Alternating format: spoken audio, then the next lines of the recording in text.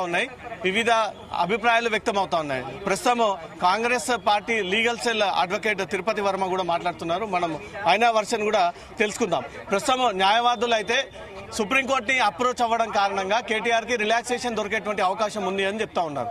ఎందుకంటే ఈ కేసులో కరప్షన్ యాక్ట్ అనేది తన పైన వర్తించదు, అది తప్పుడు కేసు తన పైన పెట్టారు అంటూ కూడా వివిధ న్యాయవాదులు ఈ అభిప్రాయాన్ని వ్యక్తం చేస్తా ఉన్నారు. ఏ క్షణంలోనైనా తను హైకోర్టు సవాల్ చేసినటువంటి తీరుని సవాల్ చేసి సుప్రీంకోర్టు అప్రోచ్ అయ్యి సుప్రీంకోర్టులో కూడా తను ఈ పిటిషన్ దాఖలు చేసి తను ఈడీ కానీ ఏసీబీ కానీ ఇక ముందు ఎవరు కూడా విచారణ పేరుతో అరెస్టు చేయకుండా ఉండేందుకు కూడా తను రిలాక్సేషన్ పొందేందుకు సుప్రీంకోర్టుని ఆశ్రయించేటువంటి అవకాశం కూడా ఉంటుంది. కేటీఆర్కి అన్నీ తెలుసు. కేటీఆర్ న్యాయవాదులతో లోపలికి హాజరు పరచరు, అనుమతి ఇవ్వరు అనే విషయం తెలిసినా కూడా కావాలని విచారణకు వచ్చి పోలీసులతో వాగ్వాదం పెట్టుకొని పోలీసులతో హంగామా చేసి పోలీసులు అతన్ని ఎలాగైనా దూషించాలి, అక్కడ రభస జరగాలి, ఆందోళన జరగాలి, గొడవ జరగాలి, ఇదంతా ప్రీ ప్లాన్ ప్రకారంగానే కేటీఆర్ నిన్న ఆ హైడ్రామా క్రియేట్ చేశాడనే దానిపై మాత్రం కాంగ్రెస్ నాయకుల నుంచి ఎదురవుతున్నటువంటి విమర్శలు. ప్రస్తుతం కాంగ్రెస్ పార్టీ తరఫున మాట్లాడుతున్నారని చెప్పి అప్పటి వరకు రాకపోవడం అనేది, లోపలికి పోతే అడ్వకేట్ ఉన్నాడు, అడ్వకేట్ సాకు తీసుకుపోవడం, లోపలికి పోవడం అనేది ఇన్వెస్టిగేషన్ సహకరించినట్టే. సో ఏదేమైనా కానీ ఈ రోజు గౌరవ ధర్మాసనం మంచి నిర్ణయం తీసుకున్నది. ఈ ప్రజలు హర్షిస్తున్నారు. ప్రజలలో ఒక నమ్మకం ఏర్పడ్డది, ఎందుకంటే చట్టాల పట్ల ఒక నమ్మకం ఏర్పడ్డది. ఆ నమ్మకంతో ఈ రోజు ఏసీపీ వాళ్ళు అటానమస్ గా వాళ్ళు చేసి ఇన్వెస్టిగేషన్ లో వాళ్ళు రేపొద్దున సుప్రీంకోర్టు కొని ఎక్కడ కొని ఒక డైరెక్షన్ వచ్చే వరకు ఏసీబీ ఏం చేస్తుందో అదే చేయకపోతుంది. సమయంలో గండ్రమోహన్ రెడ్డి అంటే కేటీఆర్ న్యాయవాదులు నాట్ టు అరెస్ట్ ఆర్డర్ ఏమని అడిగినట్టు తెలుస్తుందా? ఏమన్నారు న్యాయమూర్తి? నాట్ టు అరెస్ట్ ఏం ఇవ్వలేదు, నాట్ టు అరెస్ట్ ఇవ్వలేదు. వాళ్ళు నేను టైం ఇవ్వండి, మేము సుప్రీంకోర్టుకు వెళ్లే వరకు టైం ఇవ్వండి అని చెప్పడం జరిగింది. సో నాట్ టు అరెస్ట్ అని ఎక్కడ లేదు. వాళ్ళకు ఏది వస్తే వాళ్ళకు ఇన్వెస్టిగేషన్లు ఏదేది వెళ్తే వాళ్ళు చేస్తారు. ఏసీబీ వాళ్ళకు అనిపిస్తే అరెస్ట్ చేయొచ్చు, అరెస్ట్ చేయకపోవచ్చు, ఏం జరగదు, నోటీస్ ఇవ్వచ్చు.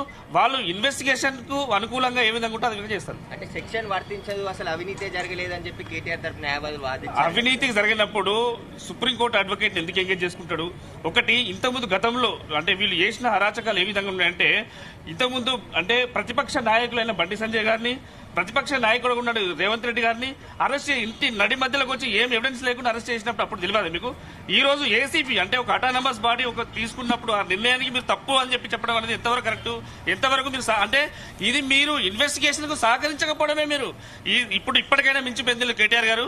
ఇన్వెస్టిగేషన్ కు సహకరించండి, పోలీసు వాళ్ళకు సహకరించండి, ఏం మీరు నిజాయితీ నిరూపించుకోండి. అంతేగాని కోర్టుల చుట్టూ పాస్ చేస్తా అది చేస్తా అంటే అది కాదు, కుదరదు. అరెస్ట్ కి లైన్ క్లియర్ అయిందా సార్? ఈ రోజు తోటి అరెస్ట్ చేయొచ్చు అంటే వాళ్ళు ఏసీబీ ఎవిడెన్స్ ని బట్టి వాళ్ళకు ఏవైతే దొరుకుతాయో దాన్ని బట్టి వాళ్ళు అరెస్ట్ చేసే అవకాశం ఉంటుంది. చేయగలరు అంటే నోటీస్ అయితే ఇచ్చారు కదా. ఇప్పటి వరకు ఏసీబీకి సహకరించలేదు. నిన్న కూడా ఈ రోజు వరకైతే ఇప్పటి వరకైతే కేటీఆర్ గారు ఏసీబీ గారికి సహకరించినట్టే. ఎందుకంటే ఒక అడ్వకేట్ ను చూపుకోండి. ఎందుకంటే అడ్వకేట్ ని ఎక్కడ కూడా ఒక అక్యూజ్డ్ ను ఒక ముద్దాయికి నోటీస్ ఇచ్చిన తర్వాత ఆ నోటీస్ ఇన్వెస్టిగేషన్ జరుగుతున్న తరుణంలో అడ్వకేట్ ని తీసుకుపోయిన దాఖలాలు ఎక్కడ లేవు.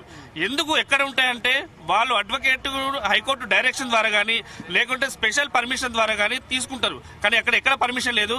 30th వరకు మాత్రమే వాళ్ళు ఒక 10 days రిలాక్సేషన్ ఇచ్చారు. అరెస్ట్ చేయొద్దు, ఇన్వెస్టిగేషన్ ఉన్నది, క్వాష్ పిటిషన్ పెండింగ్ ఉన్నది కాబట్టి రిలాక్సేషన్ ఇచ్చారు. ఈ రోజుతోనే అది పటాపంచలు అయిపోయింది. సో రేపు ఏమైనా జరగవచ్చు. రేపు ఈడీ ఎంక్వైరీ, ఈడీకి టైం ఇచ్చారు. నెక్స్ట్ ఏ నిమిషమైనా అరెస్ట్ చేసే అవకాశం ఉన్నది. ఎందుకంటే ఇన్వెస్టిగేషన్ వాళ్ళకు అంటే ఎవిడెన్స్ లేకుంటే కోర్టు అయితే కాదు కదా. కోర్టు చట్టం అయితే ఎవరికైనా సమానమే. చట్టం తన పని తను చేసుకుంటూ పోతుంది. ఎందుకంటే ఇంత ఎవిడెన్స్ ఇచ్చి సుప్రీంకోర్టు ఒక అడ్వకేట్ ఎంగేజ్ చేసుకున్న తర్వాత కూడా ఈ రోజు హైకోర్టు కొట్టివేయడం జరిగింది. సో కొట్టివేస్తుందంటే ఎంతో కొంత నిజాయితీ ఉంది, ఏసీ వాళ్ళు చేస్తున్న ప్రాపర్ ఇన్వెస్టిగేషన్ చేస్తున్నారని చెప్పి మనం భావించవచ్చు. సో ఈ ఇన్వెస్టిగేషన్ జరుగుతున్న క్రమంలో వాళ్ళకి ఎవిడెన్స్ దొరికితే ఏ నిమిషమైనా అరెస్ట్ చేసే అవకాశం కూడా ఉంది. 9 వరకు టైం ఇచ్చింది కదా, 9 లోపు మళ్ళీ ఏసీబీ 9 వరకు ఎందుకు ఇచ్చారు అంటే నోటీస్ ఇవ్వడానికి. నోటీస్ కు అంటే ఫస్ట్ దాంట్లో రెస్పాండ్ కాలేదు కాబట్టి అడ్వకేట్ సాకు చూపించారు కాబట్టి సెకండ్ దాంట్లో నోటీస్ 9th కు నోటీస్ ఇచ్చారు. సో వాళ్ళకి అనిపిస్తే వాళ్ళు అంటే ఒకటి ఏంటంటే విట్నెస్ ట్యాంపరింగ్ చేసినా గానీ అక్యూజ్డ్ ఏదైనా పారిపోతారని తెలిసినా గానీ వాళ్ళు అరెస్ట్ చేసే అవకాశం ఉంటుంది. సో నోటీస్ ఇచ్చినా గానీ అక్యూజ్డ్ పారిపోతారని ఒక తెలిసినప్పుడు, ఎందుకంటే గతంలో 10 సంవత్సరాలు మినిస్టర్ చేసిన వ్యక్తి ఒక అడ్వకేట్ ఇన్వెస్టిగేషన్ జరుగుతున్న క్రమంలో కార్యాలయం ఏసీబీ కార్యాలయానికి ఒక న్యాయవాదిని పట్టుకపోవడం అనేది హాస్యాస్పదం. ఎందుకంటే ఆయనకు తెలిసి ఉండాలి. ఎందుకంటే ఎన్ని కేసులు అంటే గతంలో కూడా ప్రతిపక్ష నాయకులుగా ఉన్నప్పుడు బండి సంజయ్ గారు కానీ, లేకుంటే రేవంత్ రెడ్డి గారు కానీ, లేకుంటే కోదండరాం సార్ కానీ, ఎందుకంటే వీళ్ళందరినీ అర్ధరాత్రి తలుపులు పలగొట్టి చేశారు. వాళ్ళకి ఇక్కడ న్యాయవాదిని అనుమతించిరా? సో ఎక్కడ న్యాయవాదిని అనుమతించకపోవడం, వీళ్ళకి ఏ విధంగా పట్టపగలు వాళ్ళకి అర్ధరాత్రి జరిగింది, వీళ్ళకి పట్టపగలు జరుగుతుంది. సో నోటీసు త్రో, ఎందుకంటే లీగల్ గా నోటీస్ ఇచ్చి రమ్మన్నది కూడా వాళ్ళకు దానికి కోఆపరేట్ చేయకపోగా వాళ్ళకు ఇదంతా తప్పిదామని చెప్పి అవాకులు చవాకులు చేయడం అనేది కేటీఆర్ యొక్క బుద్ధిహీనతకు నిదర్శనం చెప్పచ్చు. సారీ, సుప్రీంకోర్టుకు వెళ్ళొచ్చు, ఎవరికి ప్రతి ఒక్కరికి రైట్ ఉంటుంది. కానీ వాళ్ళు నెంబర్ అయ్యి టైం అయితే ఎంత టైం ఉంటుందో ఆ లోపల ఇన్వెస్టిగేషన్ జరగవచ్చు, అరెస్ట్ చేసే అవకాశం ఉంటుంది. ఈ రోజు ఈడీకి హాజరయ్యేది ఉంది, కానీ కోర్టు సాకు చూపించి ఈ రోజు ఈడీకి రానని చెప్పాడు, కానీ కేసు కొట్టేసింది కదా. అంటే అంత ఏంటంటే తప్పించుకున్న మార్గాలు. ఎందుకంటే ఇక్కడే ఉన్నప్పుడు అంత మంచిగా జరుగుతున్నప్పుడు ఈడికి ఎందుకు రావద్దండి? ఈడికి రావాలి, వచ్చి నా తప్పు లేదని చెప్పి ప్రూవ్ చేసుకోవాలి. అంతేగాని టైం అడగడం వల్ల తప్పించుకునే మార్గం అది. అంటే ఏ లొసుగు చట్టంలో ఏమైనా లొసుగులు ఉంటాయో ఆ లొసుగుడు వెతుకోవడానికి టైం అడగడం. సో రేపు ఏం జరుగుతుందో నిర్ణయం అంటే ఏసీబీ వాళ్ళ నిర్ణయం ప్రకారం ఉంటుంది. ఏసీబీ వాళ్ళు ఏ నిమిషమైనా అంటే నోటీస్ ఇచ్చినంత మాత్రం అరెస్ట్ చేయదని ఇక్కడ లేదు. సో ఏసీబీ వాళ్ళు నోటీస్ ఇచ్చిన తర్వాత కూడా ఇన్వెస్టిగేషన్ జరుగుతున్న క్రమంలో అక్యూజ్డ్ పారిపోతాడు అని ఒక భావించినప్పుడు తప్పకుండా అరెస్ట్ చేసే అవకాశం ఉంటుంది. Thank you. ఈ కేసుకి సంబంధించి ఇక ముందు కూడా చర్యలు తప్పనిసరిగా ఉంటాయి అనేది కూడా కాంగ్రెస్ తరఫున న్యాయవాదులు చెప్తా ఉన్నారు. ఎందుకంటే తప్పించుకునేటువంటి ప్రయత్నాలు జరుపుతా ఉన్నాడు.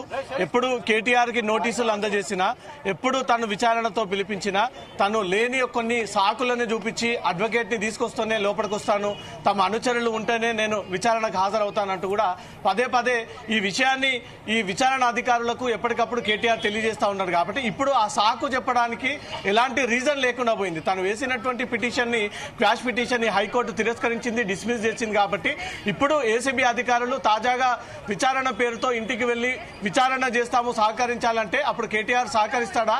లేదా 9 నాడున మీరు నోటీసులు ఇచ్చారు, ఆ 9 కంటే ముందు మళ్ళీ విచారణ పేరుతో ఇబ్బంది గురి చేస్తా ఉన్నారంటూ కూడా కేటీఆర్ ఈ రకమైనటువంటి విచారణని తిరస్కరించేటువంటి అవకాశం ఉంది. ఏ క్షణంలోనైనా ఏసీబీ అధికారులు తప్పనిసరిగా కేటీఆర్ ని అరెస్ట్ చేసేటువంటి అవకాశాలు ఉన్నాయని చెప్తున్నారు. మనిషికి ఉన్నటువంటి హక్కుల